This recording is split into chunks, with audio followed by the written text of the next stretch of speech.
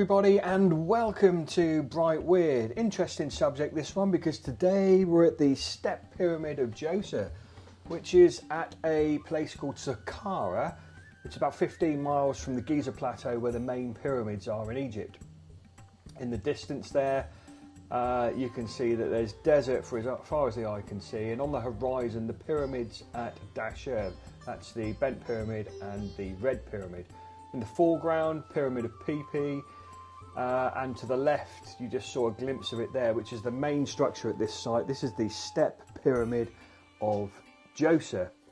Now, the Step Pyramid was built in the 27th century, and it's said to be the first pyramid, the first colossal stone building that was built in Egypt. It's got 6 tiers, it's 4-sided, and it's rather large, but it's as above, so below. What's above the ground is nothing compared to what's below. Below the Step Pyramid, below the entire area where we're looking, is approximately 6 kilometres worth of tunnels, and all of the tunnels and entrances and passages and major tombs, they all link up to the centre of this stepped pyramid, which is where we're going in a minute. We're going in this pyramid right into the very centre of it, where all of the tunnels converge. 6 kilometres worth of underground passages. So what we're looking at here, this is one of the first pits that's around it. This is called the Southern Tomb. It's very deep. We get a better angle of it in a moment where you can see a little bit more.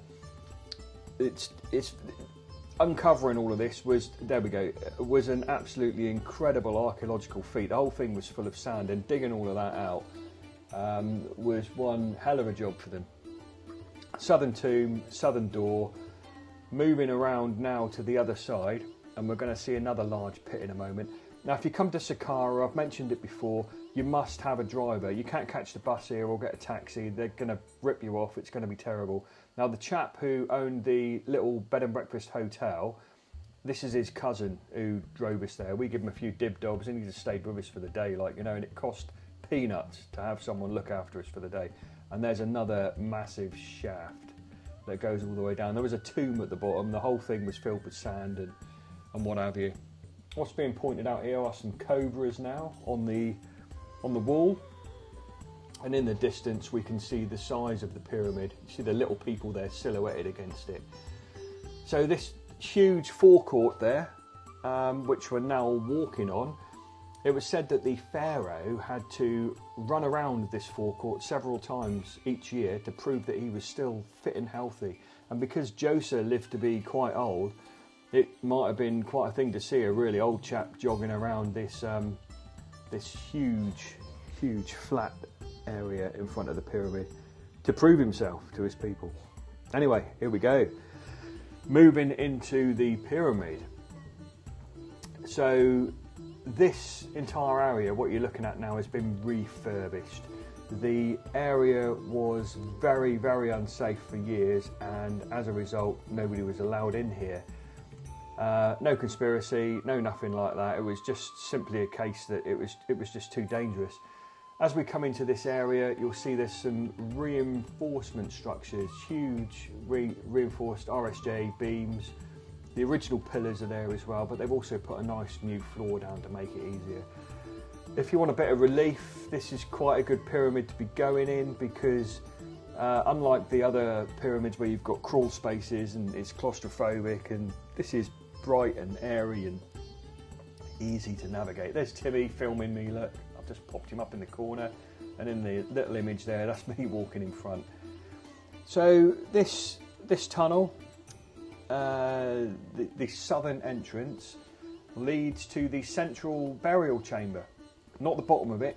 You have to go in to the through the north entrance to get to the lower chambers that you're going to see in a moment.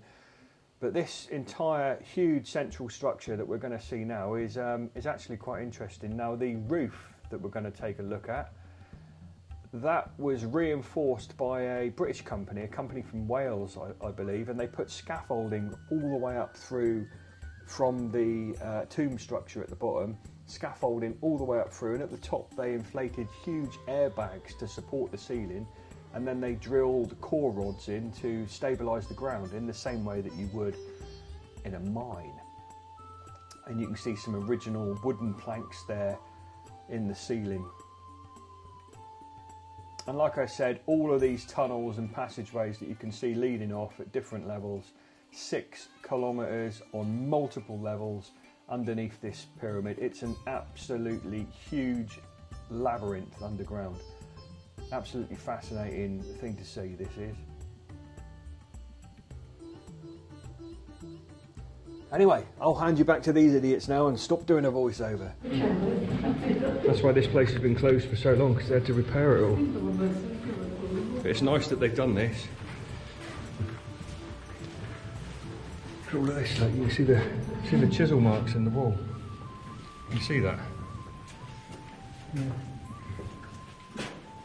These people go. I think we're going to have a nice photograph of these pillars here in a second, with the lights once everyone's cleared off.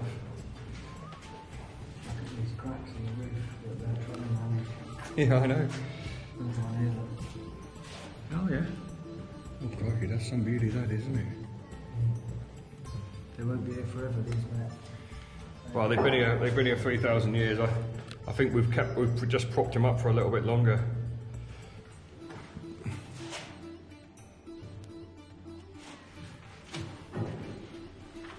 You got a dodgy one there, have you? Tim nearly went over on his ass, babe.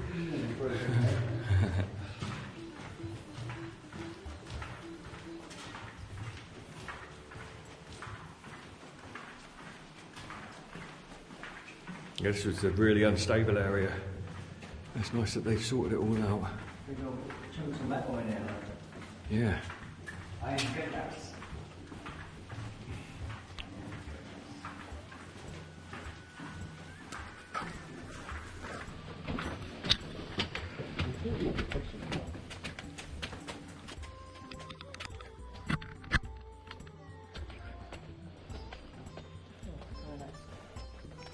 Back into the light. The other pyramid over there, that's the same as the one we were going to go in. Where's he gone? There he is, over there. That. He's on the phone. Yeah. Give him people.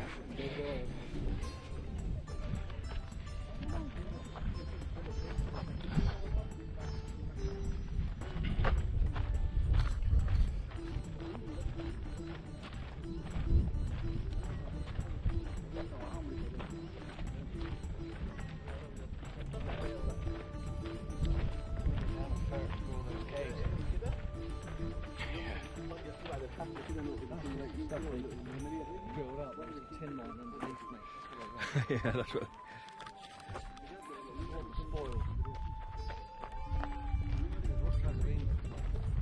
We've got here.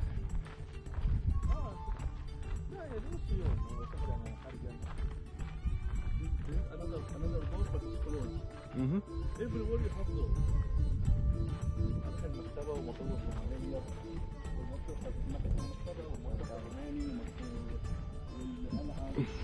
It's a hell of a temple, isn't it? I know the guy's buried in there, but that is that smacks to me of more like a cathedral as an engineering project, a religious machine. Yeah, they're like that all the way up inside on the core tip to try and give it strength. You'll see more of that in a minute. It's only the outside that's got flat blocks.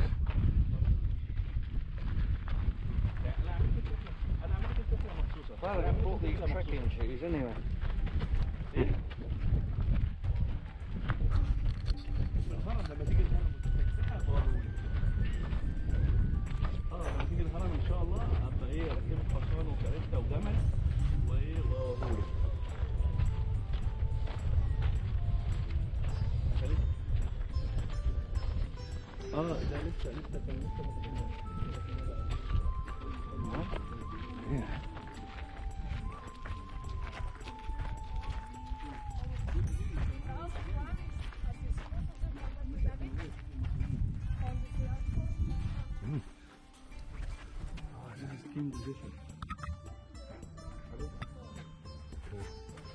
Put a thing around him.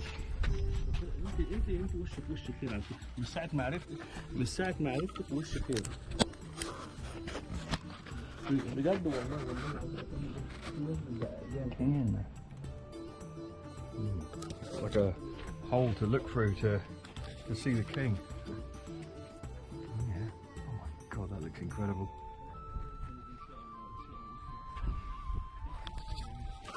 Okay, so the area where we're emerging now is at the north side of the Step Pyramid, and all of these structures that you can see here in front of us, this is the mortuary temple, and the mortuary temple is where the cult of the deceased Djoser was practiced. It differs greatly from its later counterparts. One of the main differences is that this temple is located on the north rather than on the east side of the pyramid, and this reflects a transition in religious ideology that seems to have been taking place during the Third Dynasty. The fact that Djoser's mortuary temple faces north indicates that he was more concerned with the circumpolar stars in the northern sky than with the sun as a means to successful transition to the eternal life beyond death. These stars, which never go below the horizon, were seen as Djoser's blessed royal ancestors whom he wished to join. Okay, so here we are at the north side of the pyramid. There's a chap there texting who's probably wondering what the Cornish people are up to. Now there's the entrance down into the lower chambers is via the north side, via this passageway here. And it's been roped off, but the chap who was with us, he said, go on, get yourself under there, chap. So we did. So here we are. Again, this area has been refurbished. This is the main entrance to 6-kilometre labyrinth underworld underneath the pyramid. You can see now we're going down from built up into bedrock. Absolutely huge underground structure, as I've said many times today already. Switch the torch on. Unfortunately, the door's locked, and although I had a misspent youth, I'm not going to pick that lock. I might end up in a lot of trouble. But if you have a look, you can see that these tunnels are well built and they go for some considerable distance. Like I said, 6 kilometres, multiple levels. Down in those tunnels, there are tiles on the walls. There's thousands and thousands of pots that aren't made of pottery. They're actually hewn out of solid stone, and really hard stone like diorite as well, which points to the fact that these people really knew what they were doing when it came to masonry.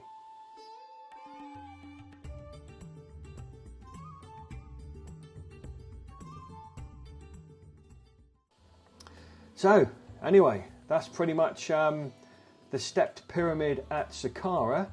I hope you enjoyed this one. I'm Steve. This has been Bright Weird. Thanks for watching.